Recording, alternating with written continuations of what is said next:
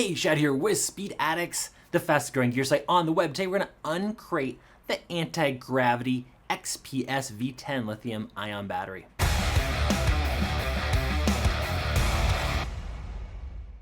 What's up, SpeedX fan? Before we jump in and tell you about another anti-gravity lithium ion battery, do us a favor, subscribe to the Speed Addicts channel. Get educated on the latest parts and gear coming your way. Working hard here for you. If you subscribe, then you never have to worry about missing out. Also, if you'd like to support us here at speedaddicts.com, remember you could do so by simply shopping with us. There's going to be a link in the description below. They'll get you right over to the complete selection of anti-gravity lithium ion batteries at speedaddicts.com. And again, we do really appreciate your support. So a lithium battery upgrade could be some of the cheapest weight savings that you're going to get out of your vehicle. Now, here at Speed Addicts, we carry their lineup of power sports batteries. This particular unit is a high power, smaller format called the XPS V-10. This is pushing out a whopping 680 cranking amps, which could start any motorcycle on the planet. It's great for drag bikes in particular, and it's going to run about $349. A few other advantages besides the weight savings over a traditional lead acid battery is that anti-gravity lithium ion batteries have a standby time of about a year.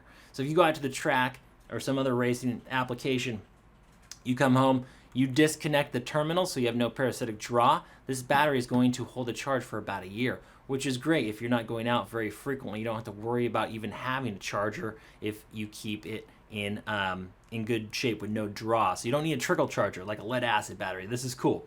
Now, the thing about this XPS series, the V10, is that it really is used for it's intended for closed course use only. It doesn't have some of the goodies that their street batteries do, including a discharge protection system, because lithium ion batteries don't like to be completely drained. So you need to be careful not to run this battery too dead because it will damage the cells. Their street batteries have that built in.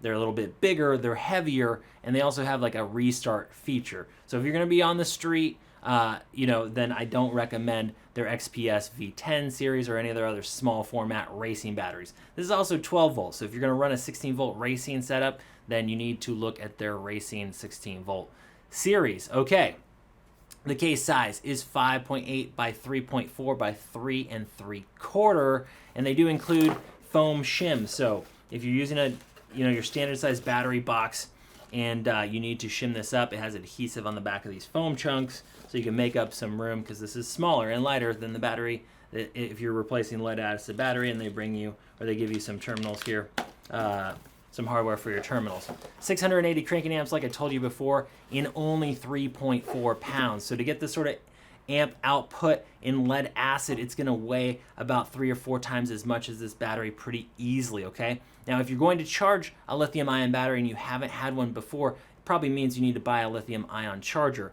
and your lead acid charger will not work for this battery unless it specifically says it's cross-compatible. We like the Optimate charger. You usually see that at Speed Addicts as a frequently bought together item on the page. You can add them together at the same time.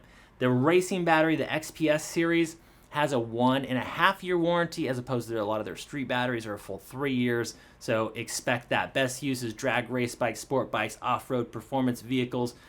Think side-by-side, something like that, or even a race car. Okay, 600 cranking amps is pretty stout, can start some V8s, and definitely a lot of side-by-sides out there, which is a top pick. The other cool thing about lithium ion batteries is they can be mounted in any direction. They're not like lead acid battery that has to be up and down. There are your terminals, and they're less susceptible to damage from bouncies or taking hit. If you're on a side-by-side, lead acid battery can damage cells by moving around too much. Okay, that is the Anti-Gravity XPS V-10. If you got questions, you're unsure about things, also make sure to read the instructions when you're installing batteries. It is a relatively easy upgrade for most of you to install. You're going to save weight and get all that extra power, but follow the instructions. And if you're not sure if this is okay for your application, call and talk to our writer support team before you start sticking this in some sort of homemade jet you've created. Talk to our support team. They'll help you. If we don't have the answers, Antigravity is just a stone's throw away from us. We'll help you figure it out over the phone, live chat, or emails. That's all I got for you today. We'll see you next time to find out what's in the crate.